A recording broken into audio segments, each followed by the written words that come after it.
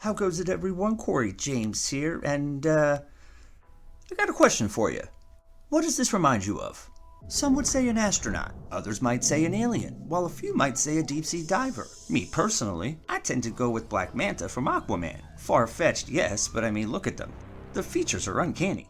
Now, what if I told you that this 4-inch figurine is actually an exact replica of this ancient figurine right here, that of which dates all the way back to 14,000 BC? Would you still go with your initial answer, or would you change it to something a little bit more rational, like a depiction of an ancient god, or possibly a human in a headdress? To many, the context is everything. However, to others, the context is irrelevant because the context itself is wrong, which of course leads to the question, who's right?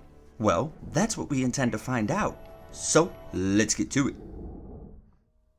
First discovered in 1882, this particular Dogu figurine is only one of nearly 18,000 that archaeologists have discovered throughout Japan. However, it is one of the oldest, with the others ranging between 400 BC to 13,000 BC. Now, here's the thing. The Dogu figurines date back to the Jomon period of prehistoric Japan, so really, other than the age, the context is irrelevant because written word didn't exist and all we have to go on is what they depicted and fashioned out of clay, which highlights a very valid point. We're talking hunter-gatherers here walking out of the Ice Age with nothing to look at but the vast open land and the animals that walk the terrain. What possible context could they have had for something like this? And what are the odds that it almost perfectly matches a modern-day astronaut suit? Even the name, Shakoki Dogu, which translates to goggle-eye Dogu, from the root shakoki, which literally translates to light-blocking device, is reminiscent of an astronaut's helmet, or more specifically, their visor. Now, like I said, this particular Dogu figurine is only one of nearly 18,000 that have been discovered, and even though some have been dated back to around 500 BC, the vast majority date back to well over 9,000 BC, and here's the thing. Not a single one of them looks human. Why is that?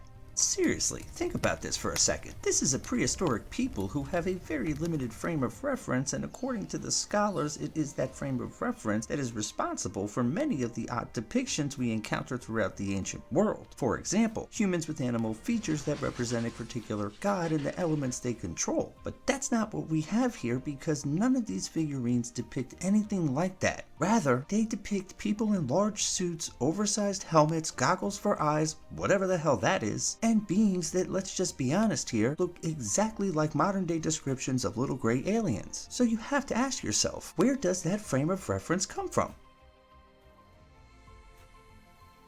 It is a fantastic question, yes, but also a very valid one that I would love to get your opinions on. So don't forget to use that comment section below, and while you're at it, do us a little favor and tickle the pickle by hitting that like and subscribe button. I appreciate the time, thank you for watching, and I'll see you on the next one.